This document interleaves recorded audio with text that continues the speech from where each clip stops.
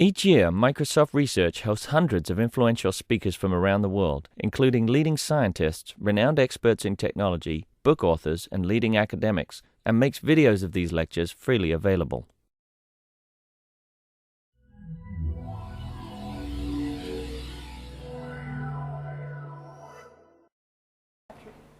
So Patrick Reynolds is visiting us. He's currently just finished his PhD in June, and he's about to do a postdoc at Cornell with Sarah working on something completely different, trusted operating systems, or a trusted operating system.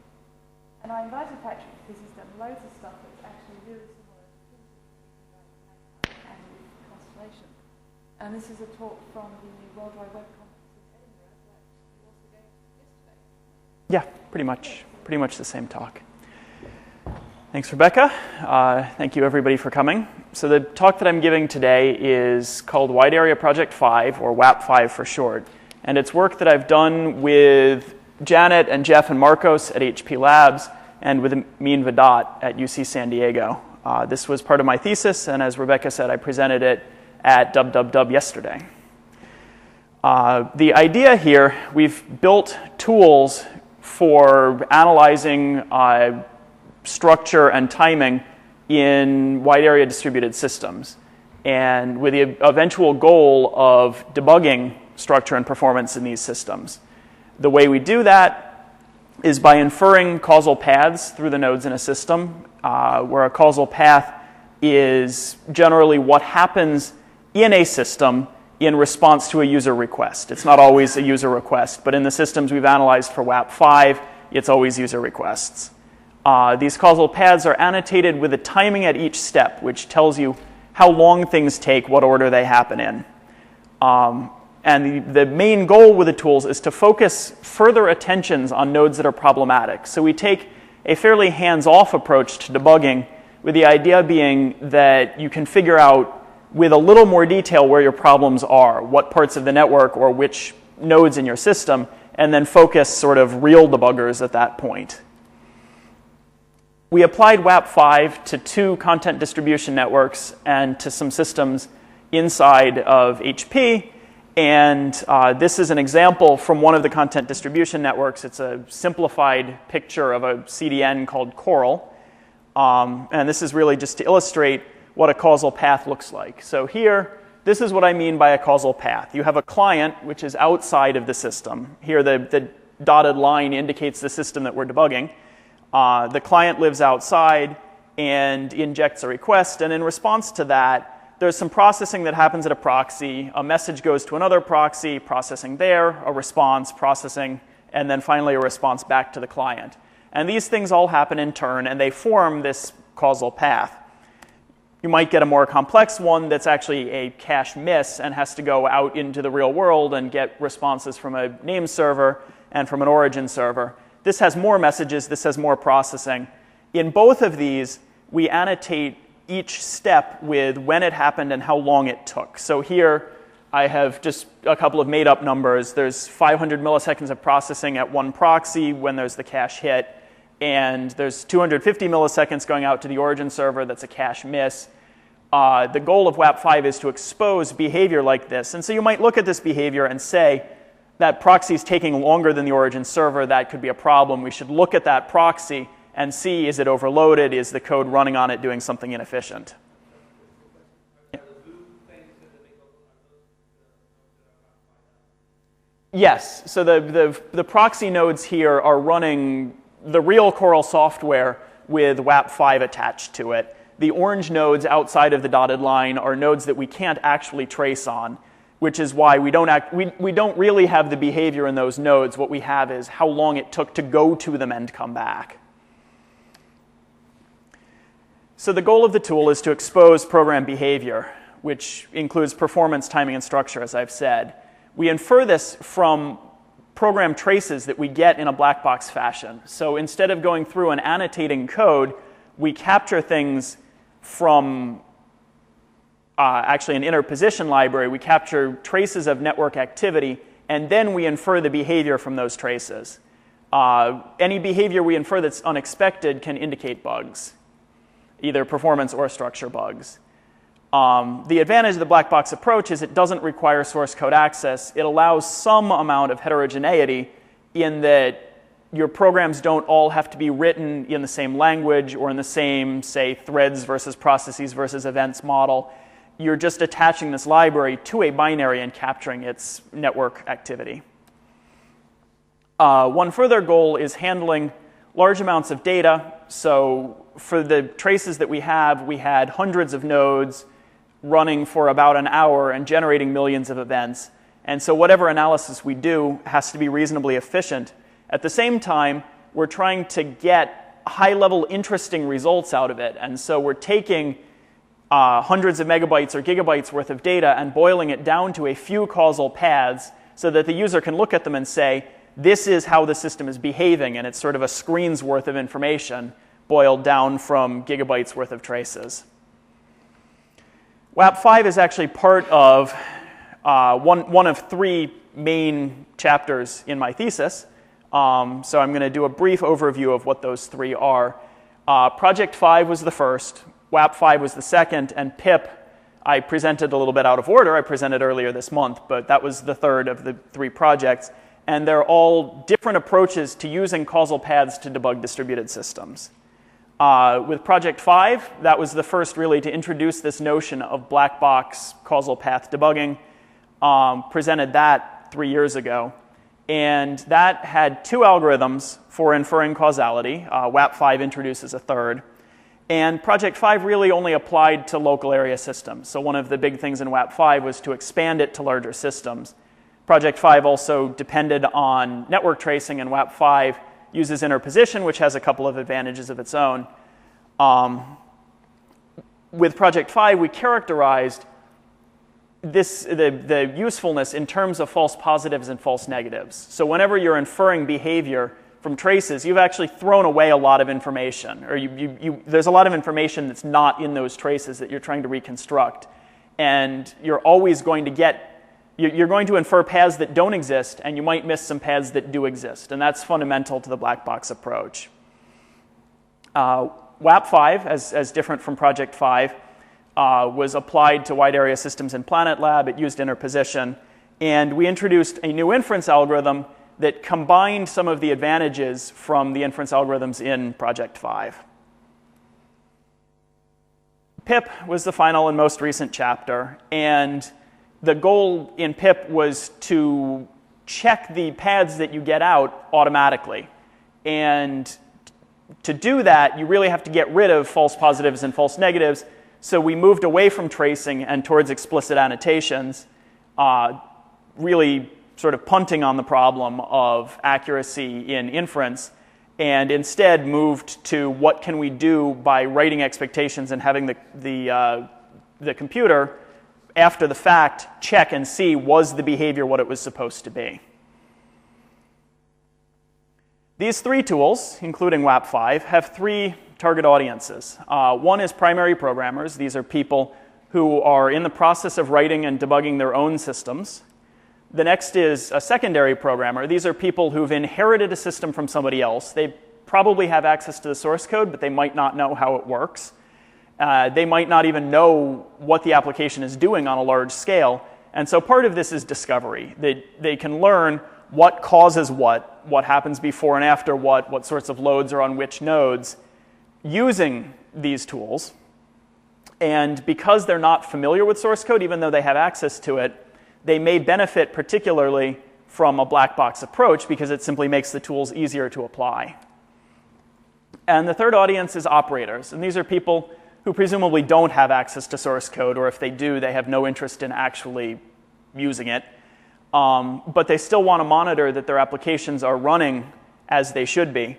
And so, for example, to check the results of a configuration change or an upgrade. So now back to WAP5, which is the focus of the talk. The contributions in WAP5 are a new causality analysis algorithm. So this is the algorithm that takes a message trace and converts it into a set of paths of behavior through the system. And so it effectively summarizes the behavior in the system in terms of that trace. We have a full tool chain from the library that you attach to your applications to a program that actually implements the analysis algorithm to visualization that either displays it interactively on screen or generates some diagrams that I'll show later in the talk. And finally, we have results with 2 content distribution networks in PlanetLab. In addition to this, we've applied it to some synthetic traces and traces inside HP, but the CDNs really are where we have applied it at scale and confirmed it against published results. And those CDNs are Coral and CoDeeN. First aspect of WAP5 that I'm going to talk about is naming. So the way that we're doing tracing is by capturing system calls. A system call captures really, for example, a file descriptor. And you map the file descriptor back to where you opened that socket, which is going to have names of its own in terms of IPs and ports, or in the case of a local socket, it'll have a file system handle for that socket. The tracing is happening on the granularity of a process or host. In WAP5, it's generally processes. And so you need to pick the right names so that your analysis makes sense.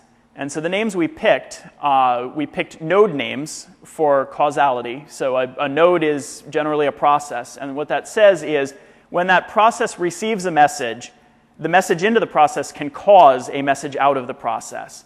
And those connections get chained together to form causal paths. We use endpoint names for aggregation. So the goal with aggregation is you infer thousands or millions of paths through the system, and you want to boil them down into things like cache hit, cache miss, DHT lookup. So you want to ignore the information that's not interesting. Like if you get requests from 10 different clients, you don't actually care who the client is or what port they're using, so you throw away that information. On the other hand, if you get 2 requests to the same machine on different ports, you might not want to aggregate those together because they might be requests to a proxy versus DNS. And in fact, Coral machines handle both proxy requests and DNS, and we do want to see those separately.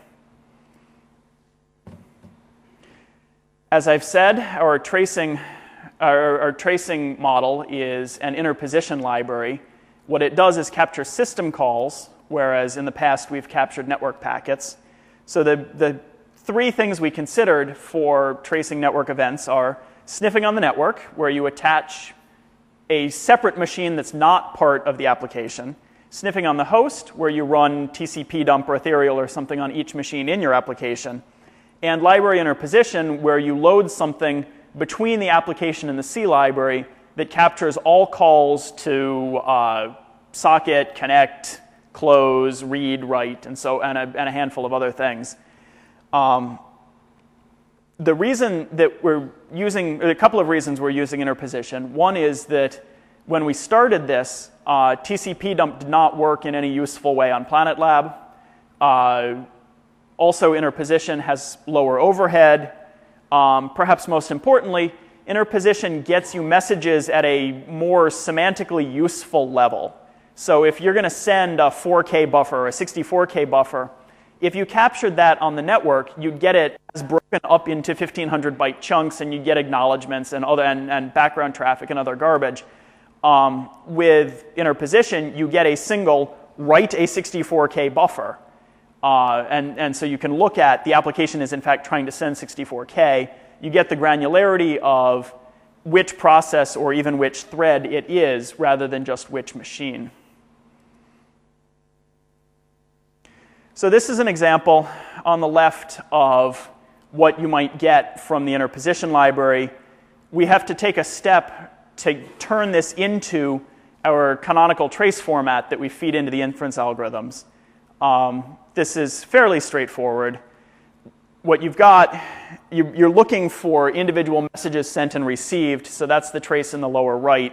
That's going to come from send and receive or from read and write. When you see a send or receive, you have to trace it back to whatever bind or listen or accept or connect actually associated names, endpoint names, with that file descriptor. You then have to assign the right timestamps. So this actually is how we deal with clocks unsynchronized is every message has a timestamp both when it was sent and when it was received. And finally, the causality, as I said, is defined in terms of process names rather than host names or ports.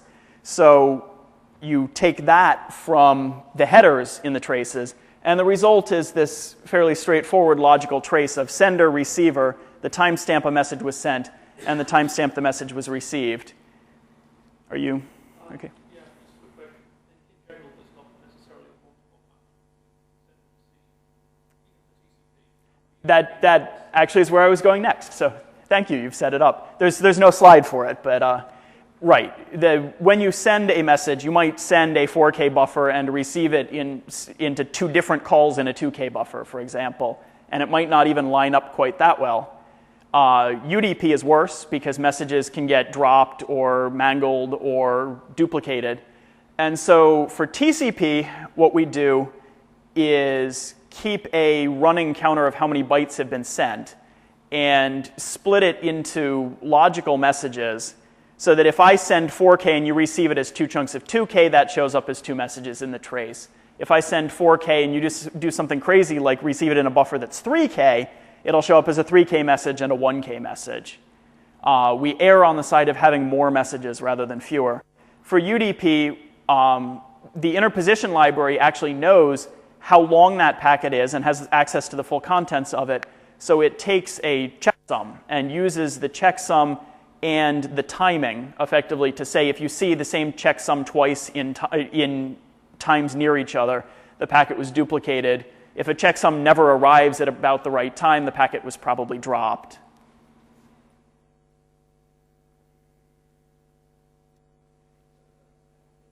Yeah.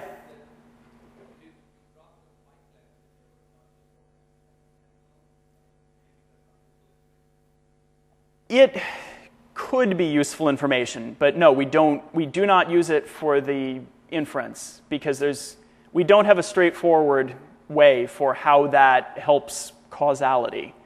When a message comes in, that might cause a message going out, and that's regardless of the sizes. Now, where that might be useful is to display it to a user and say, normally this message is of size 4K or something, and we don't preserve that.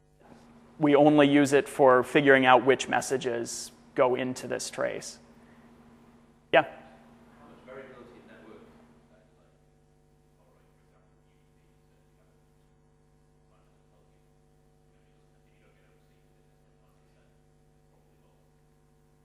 We set the timeout extremely high because we use a checksum that doesn't collide very often, and we're only checking the checksum when all of the other endpoint stuff matches up, including port numbers. So the timeout can be in terms of minutes there.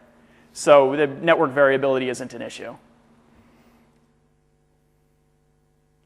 All right, the next portion is the causality analysis. And again, what this is doing is taking the logical trace that you saw in the lower right corner of the previous slide and inferring high-level paths from it.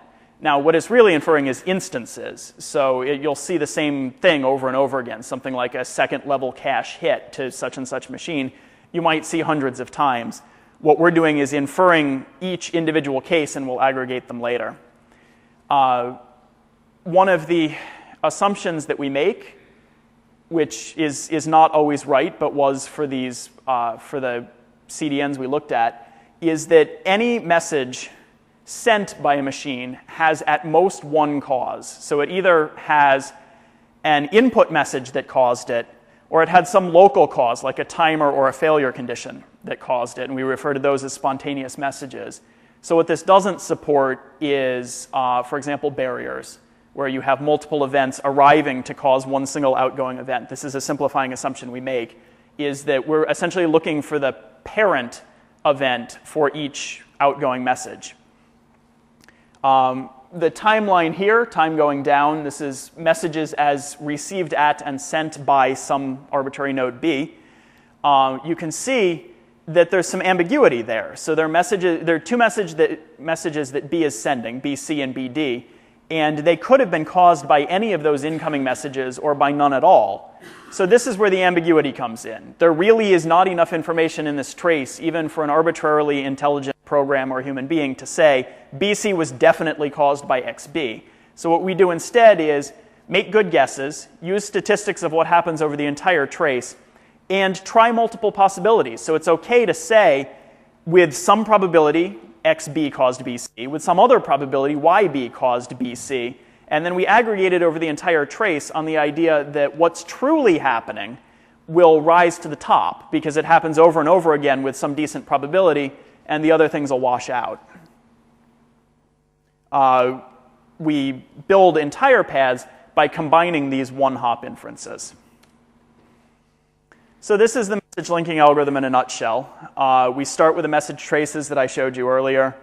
The first step is to estimate average causal delays. So how long does B think before sending a message to C?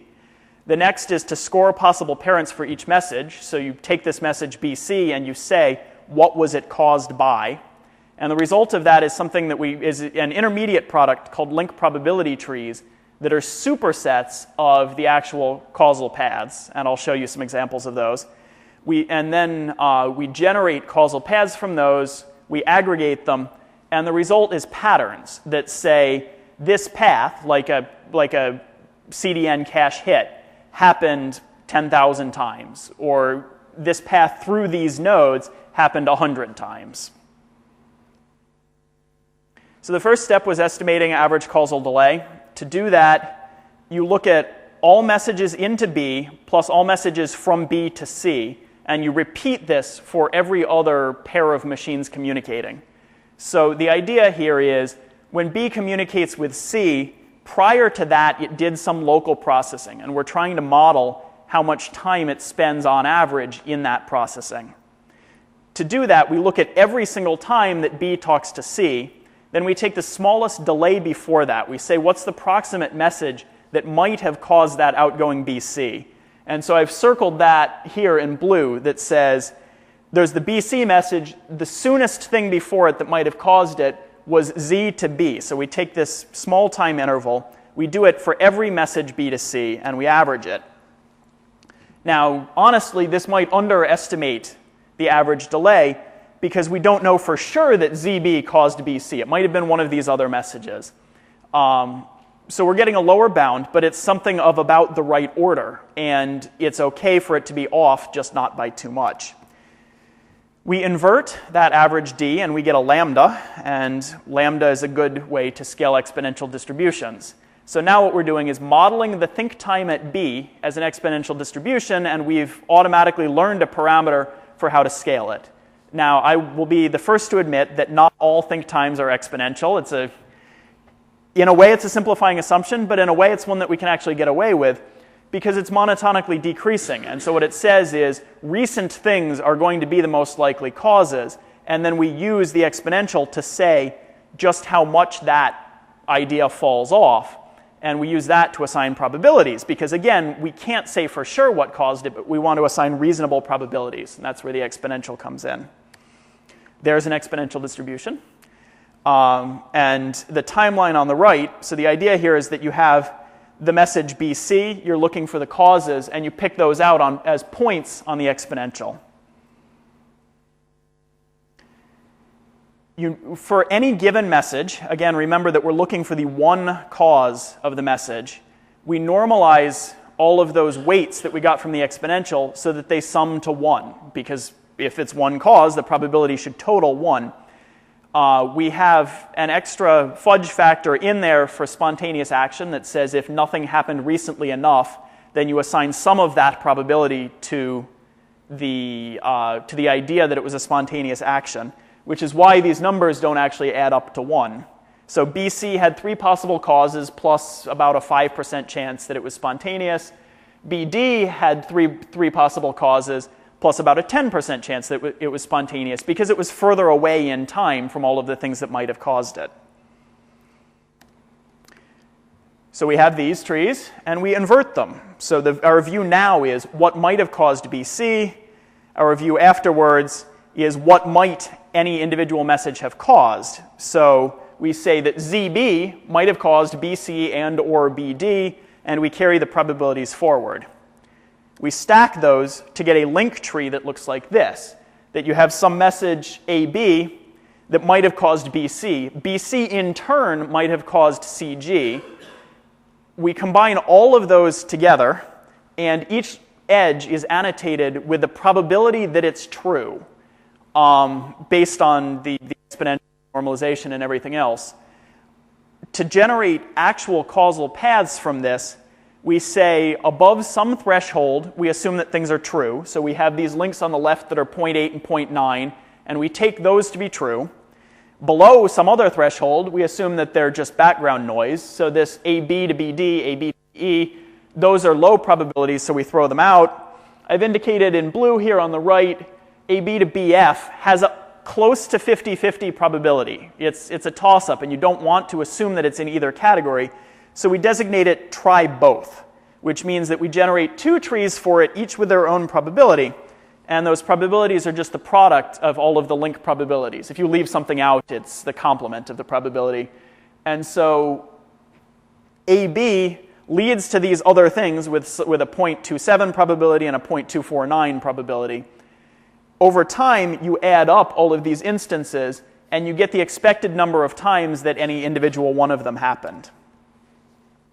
So if you have identical structure, and identical structure means that all of the server names and all of the important ports are the same, but we throw out client names and ephemeral ports. If we have trees with identical structure, we aggregate them, and then we can look at the average amount of time that some step took. We can look at how often some individual structure appeared. And then we rank by total probability, because it's the expected number of instances. If we see something 1,000 times, but each time with low probability, it'll still add up to a small number.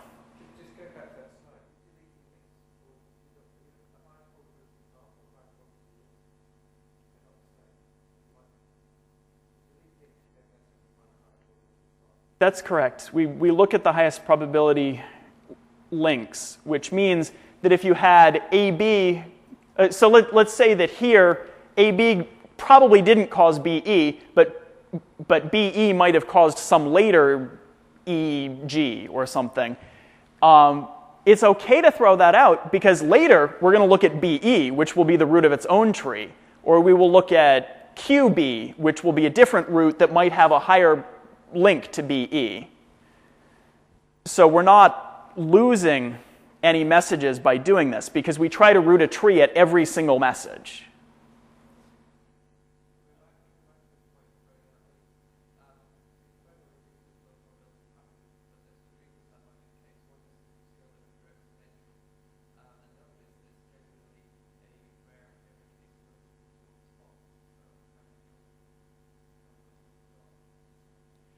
The rare failure cases may still have high individual probabilities.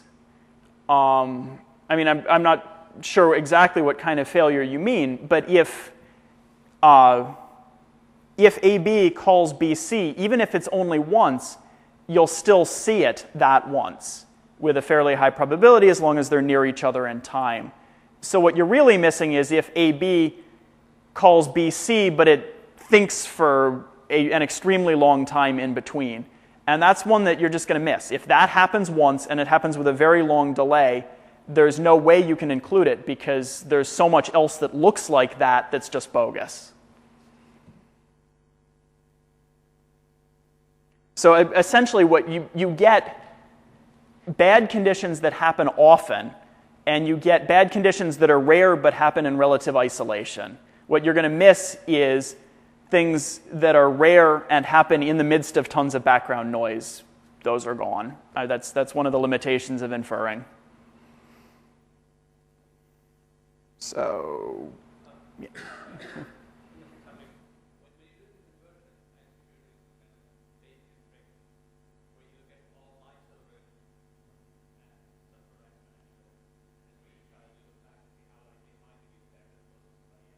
No, it's actually carrying the probabilities straight forward. There's no other transformation that's happening there. So the reason that this more or less works is that you've made a decision in isolation that says that ZB caused BC with some probability, that's true no matter what shape of tree it ends up in. So these probabilities here don't have to sum to 1, because you're not saying ZB has exactly one child, you're saying BC has exactly one parent.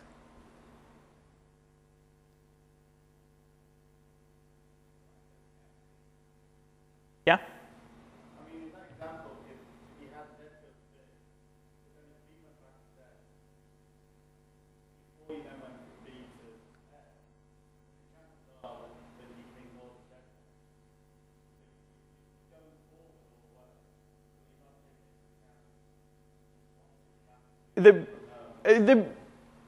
The letters here are effectively without loss of generality. They can be return calls. So you can have ABA or ABC, and the algorithm detects them equally.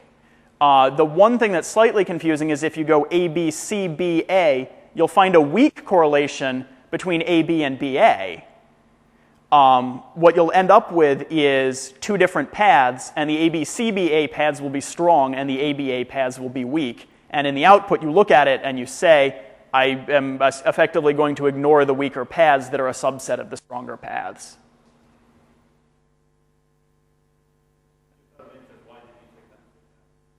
Why didn't? Yeah.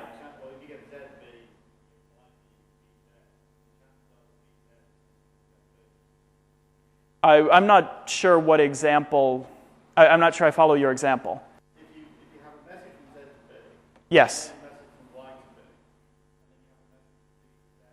Oh, I see. and then you have a message from B to Z. The B to Z message is because of the Z to B. Yes, I agree with you. And in fact, there are bonuses here that I haven't gotten into where the probabilities are adjusted before they're normalized, and the longer the apparent return path, that's one of the bonuses. So in fact, when you go ABA, that return gets some bonus. If you go ABCBA, the final BA gets a strong bonus because it's at the end of a long, well-formed path.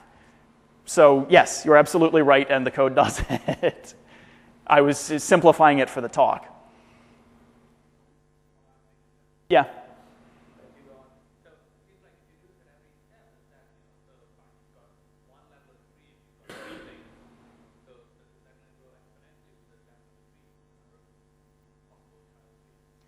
Yes, and so what determines the running time of the algorithm more than anything else is how many try both links you're willing to consider. And so you may have a tree, you may have a link tree here on the left with 20 or 30 children, and a lot of them might be near 0.5 if you're unlucky. And so you have to cap the number because otherwise this one tree, and remember we're doing one of these for every single message, this one tree ends up taking 2 to the 20th or 2 to the 30th time. You cap it and you say the things that are closest to 50% are the things that we have time to try both. And so you have to throw out the things that are a little further and say, is it 0.55? We have to assume true. 0.45, we have to assume false because we had too many things that were essentially 0.5. And it's tunable. Basically, if you have a short trace and you want to let it run for a really long time, you can say everything is a try both. But realistically, for large traces, you have to put a fairly low limit on it. And we prioritize based on how close it is to 50% and based on highly likely things happening under it. So if it's 0.45%, but then 0.45 probability, but then there are a bunch of things with 0.9 underneath, then it might be an interesting tree to look at, and so we'll prioritize that.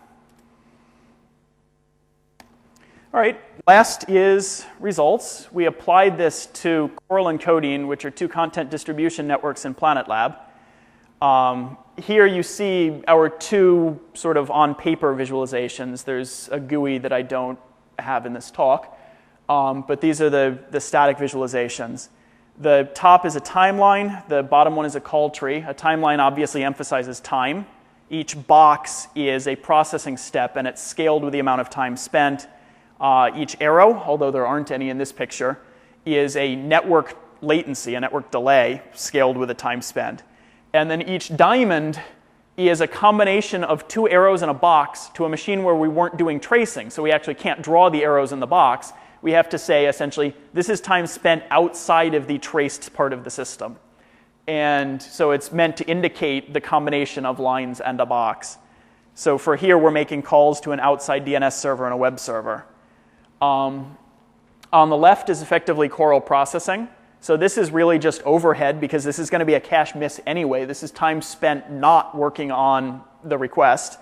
The origin server, because it's a miss. And then the response, where the document from the origin server gets put into cache and then in parallel sent to the client. We're following the client path here, so that's a fairly short delay. The reason the processing is so long is that there's a DHT step in here not shown, where Coral goes out and says, is the document on some other machine, which could be in another state? And I'll show a DHT path in a minute. These are 2 miss paths in CoDeeN. I've circled the time spent at origin web servers. So one is 320 milliseconds, the other one is 28.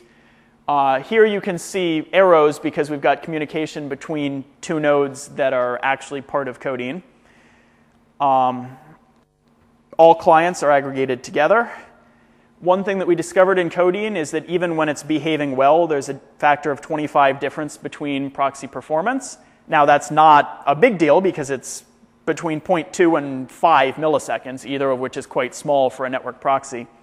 But one point to be made is, if we had a trace where this was performing badly, then we would still be able to expose that, and the factor of 50 difference might be between 100 milliseconds and 5 seconds, and then it starts to be something that you care about. But we can detect fairly large differences in performance and expose them for the user to go and fix. As promised, this is the Coral DHT. You can see here that the path forks. It doesn't rejoin because we have no way of inferring when one event depends on 2, but we can certainly tell you when one event causes 2. The way the Coral DHT works is that it makes requests in essentially 3 different DHTs at once, a close, medium, and far cache lookup, so that it gets the document from the closest possible node. This whole thing effectively fits into what I had labeled as Coral processing a couple slides ago. And again, here you see many arrows showing the network delays where 2 nodes inside the WAP5 trace are communicating with each other. Yeah?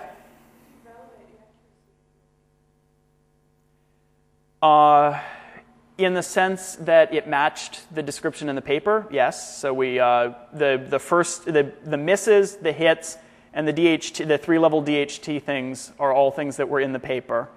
As for the timing, it's straightforward enough that there's not really much to validate. I mean, if we had gotten delays of 10 seconds in a DHT, we would have been worried.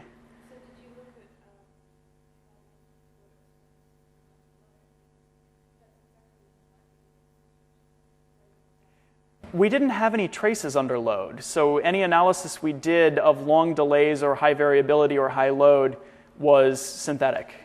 We did do some synthetic checking and had numbers for what false positives and false negatives linking produces on various pathological cases.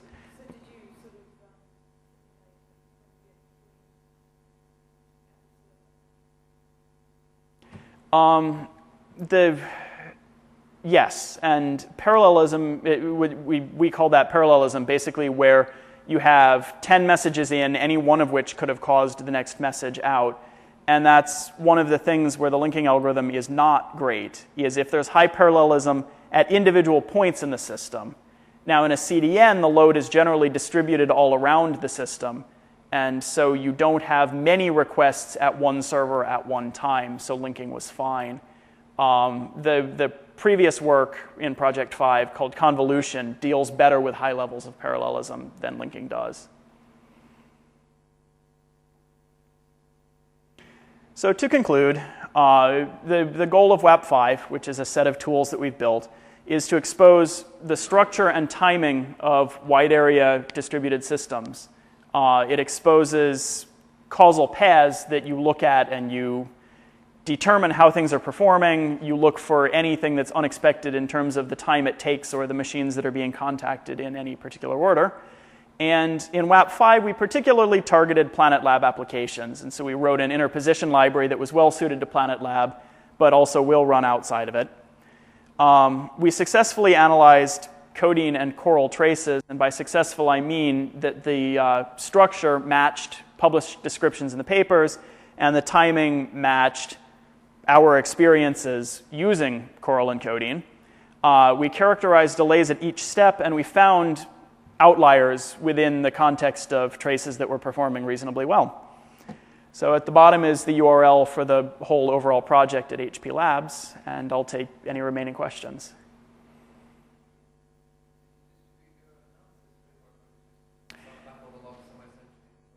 The analysis is post hoc and centralized, and we actually did some thinking about how it could be done in a distributed fashion, and there's no particularly good way. You really don't want to do it at the machines that are running the application, because then you start to interfere with those machines themselves. Doing it post hoc is a win because you sort of interfere minimally. You don't want to move all of the traces while debugging network delays. Yeah? So one thing you did was you separated out sort of two steps. First, figuring out what the delay was, and then figuring out what the parent was.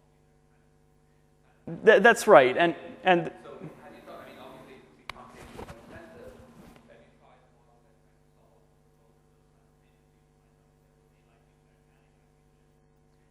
simultaneously? what we considered instead actually was an iterative approach, where you take this totally crude first guess that it's the nearest thing, then you get the distribution and you apply that back with some amount of probability. We didn't do that. With the monotonically and sharply decreasing function that is the exponential, the next time around you'd pretty much just conclude that the nearest one was the parent anyway. So the purpose of the exponential is more to assign weights than to say which one is likely to be the parent. You're still pretty much going to go with the closest one. So if you have a sort of conversion, that would be a lot more noise. You had packets coming in and they weren't necessarily processed. If Have much more noise in there about who the parent was. Right, and what you'll get then, you'll underestimate the average delay. And if you have high parallelism for the entire duration of the trace, then it could be a problem. If you have brief periods of high parallelism, then it's actually okay, because it'll pretty much average out. Estimating the average delay is not super important. You should get it within about an order of magnitude, but because the exponential is monotonically decreasing, it's still going to produce the right order even if you get the wrong delay. It's still going to say the most recent is the most likely, and then the second, and then the third, and so forth, and assign weights to them in decreasing order. We did tinker with other distributions that were much more sensitive to the average delay, and it turns out we're not getting it accurately enough to use a gamma distribution or something that is not monotonically decreasing.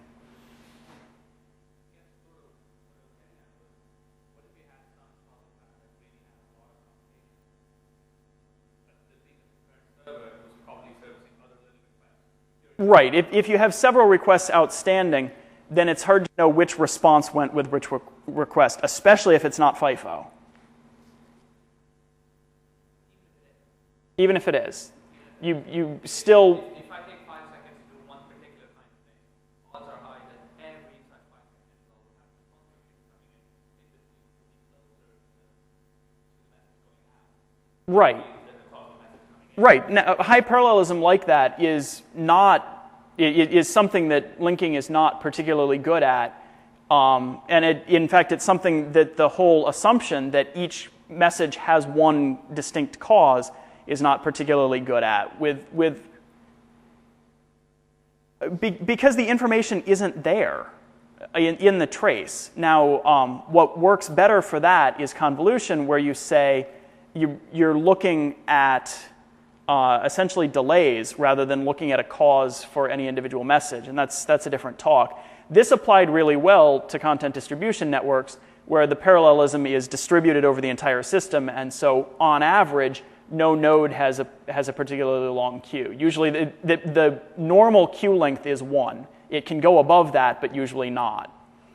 This worked fine.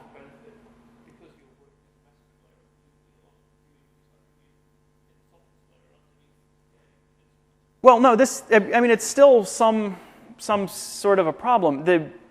The queuing I think that he's talking about is if you're doing 5 seconds of CPU, you'll receive the message quickly. Then you'll go off and think for 5 seconds while more messages are coming in. When you send the response, it'll get misattributed.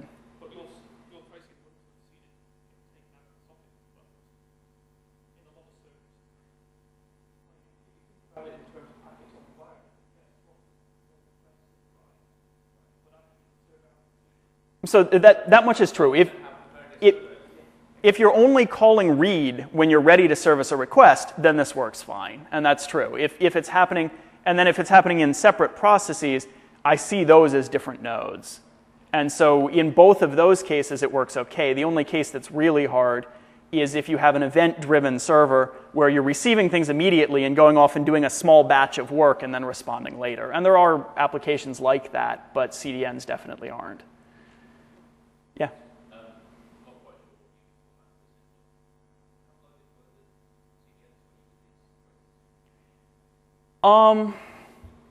I ran it for an hour and got probably hundreds of thousands, but not millions of requests. So overall, tens plus of requests per second, 10 to 100 requests per second on a total of about 100 to 200 machines. There are two different traces. One had, I think, 200 machines. The other had about 85. So I'm just wondering how much queuing you might have expected to get. The queuing at any individual node is low. I mean, we know that the queuing at any individual node is low. The CDNs are waiting for origin servers more than they're waiting for local CPU. So they tend to send a message almost immediately after receiving it because they're doing very little thinking locally as well. So it's okay if your path as a whole is 5 seconds long as the waiting is mostly happening outside of the system. That actually works all right.